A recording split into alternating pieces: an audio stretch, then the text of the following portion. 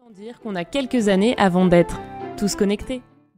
Bonjour encore une fois les amis, j'espère que vous allez bien, moi ça va. Je vous dis bienvenue dans cette suite de formations en informatique de base. Donc dans cette vidéo on va aborder l'ordinateur et les systèmes binaires. Donc par définition on doit d'abord comprendre qu'est-ce qu'est l'ordinateur pour mieux comprendre après qu'est-ce que les systèmes binaires. Maintenant, comme on l'a vu dans la vidéo précédente, l'informatique est une science qui permet de traiter les informations d'une manière automatique. Comme on les a déjà vus précédemment dans les vidéos précédentes, qu'est-ce qu'est l'information et qu'est-ce qu'est aussi l'automatique, on les a bien spécifiés, on les a bien définis dans les vidéos précédentes. Si vous n'avez pas encore vu ces vidéos, je vous prie d'aller regarder ces vidéos pour mieux comprendre la suite de cette vidéo. Donc en définition, comme on vient de le dire, l'informatique est une science qui traite l'information d'une manière automatique. Maintenant, à part ça, nous allons comprendre que dans le mot informatique, il est composé de deux mots. Il y a le mot information et qui est traité d'une manière automatique. Ça, c'était en guise d'une définition simple et facile à comprendre. Maintenant, à part ça, nous allons comprendre pour ce qui est de l'ordinateur, comment est-ce que ça fonctionne.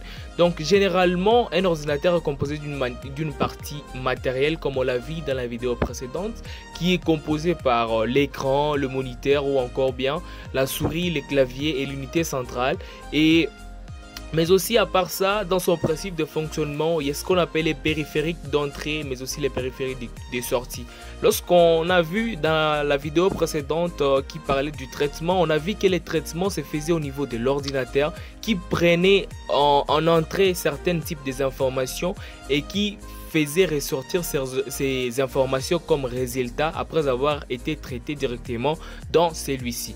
Maintenant, pour mieux comprendre, nous allons bien spécifier ça dans ces suites de cette slide. Donc là on a l'ordinateur qui va maintenant traiter ces informations. Maintenant en entrée, on a quel type d'informations? Ces informations en entrée sont ceux qui seront convertis pour être compréhensibles par l'être humain en une forme compréhensible par l'ordinateur. Donc ce sont les informations que l'être humain va entrer directement à l'ordinateur, que l'ordinateur va mieux comprendre facilement par celui-ci pour être mieux traité et pour qu'on puisse avoir à la sortie les informations qui seront maintenant compréhensibles par l'être humain. Donc les informations de sortie sont celles qui seront converties en forme compréhensible par l'être humain, alors que les informations d'entrée sont celles qui seront entrées et qui auront la forme des informations qui seront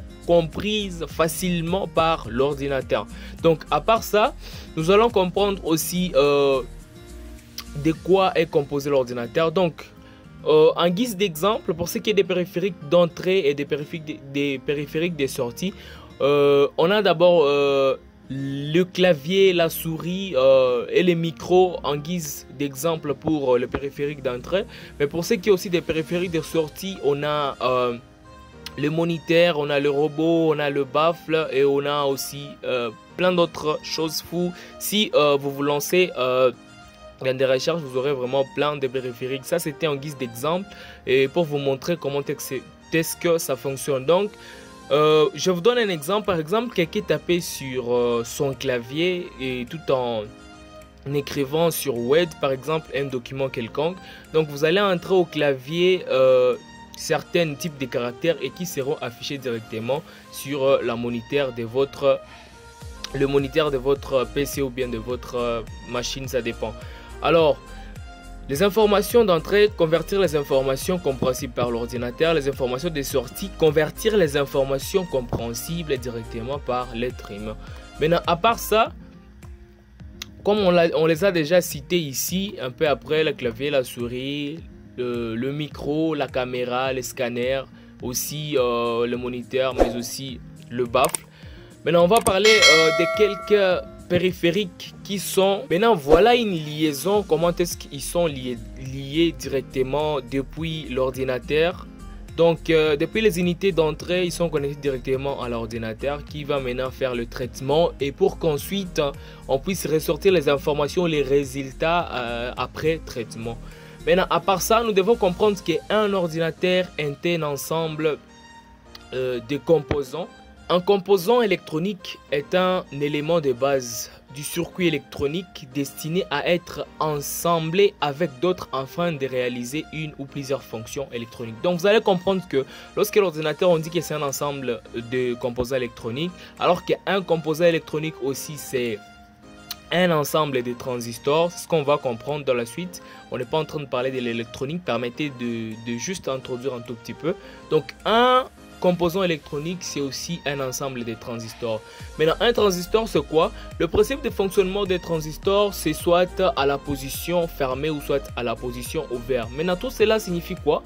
Dès que nous branchons l'ordinateur sur un secteur électrique afin de l'alimenter en énergie électrique, il y a les transistors qui seront alimentés directement par l'énergie électrique et dès qu'ils entreront en fonction, ils auront deux possibilités. C'est soit ils seront fermés, donc qui signifie que le courant est en train de passer directement dans le circuit ou bien la carte imprimée, ou soit en circuit ouvert qui signifie que il n'y a pas vraiment passage de l'électricité au niveau de notre transistor. Voilà un tout petit peu pour ce qui est de ces fonctionnements. Et ça veut dire quoi? Dans l'ordinateur, lorsque la position elle est fermée, ça veut dire passage du courant électrique et maintenant la valeur qui est égale à la position fermée, c'est 1. Alors que lorsque la transistor n'est pas alimentée, donc la position c'est toujours ouvert. Donc pour ce qui est de la valeur pour la position ouverte plutôt, c'est 0. Maintenant, pour mieux comprendre ça, c'est ce qu'on appelle les systèmes binaires. Donc, c'est ça la base du fonctionnement d'un ordinateur. Un ordinateur comprend toujours les 0 et les 1. Ça veut dire que les 0, 1 et 1 sont les informations qui seront entrées directement par l'utilisateur, mais qui sont compréhensibles directement par la machine. En quelque sorte, pour nous les humains, le système binaire est un peu incompréhensible, même si c'est compréhensible après un certain moment de traitement. Alors que pour la machine, le système binaire, elle est la mieux placée ou elle est encore le langage le mieux placé, compréhensible directement par l'ordinateur. Voilà pour tout ce qui est du système binaire. J'espère que vous avez bien compris. Donc vous avez compris qu'un ordinateur est un ensemble de composants électroniques et qu'un composant électronique est un ensemble de transistors et qu'un transistor aussi, c'est lors de son principe de fonctionnement est basé soit sur les 0 et les 1. Donc les 0 pour dire que la position elle est ouverte et les 1 pour dire que la position elle est fermée pour le passage de l'électricité. Et c'est ça même la base du fonctionnement aussi de l'ordinateur qu'on va appeler aussi les systèmes binaires. Donc voilà, lorsqu'on est en train de transmettre les informations sur les périphériques d'entrée pour les faire ressortir sur les périphériques de sortie, on a à l'état initial cette image comme vous pouvez le voir, et cette image ensuite pour vous montrer tout simplement l'illustration de comment est-ce que les informations passent directement au niveau de l'autre ordinateur. Donc c'est les 0 et les 1 qui est tout simplement le système binaire qui est basé sur les langages qui comprend facilement les ordinateurs. Alors voilà, nous sommes à la fin de cette vidéo.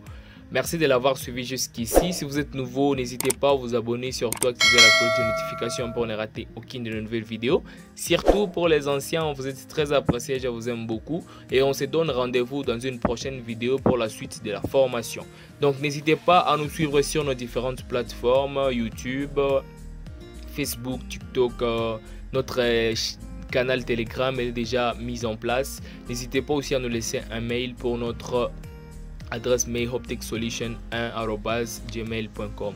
Alors ciao, on se retrouve dans une prochaine vidéo.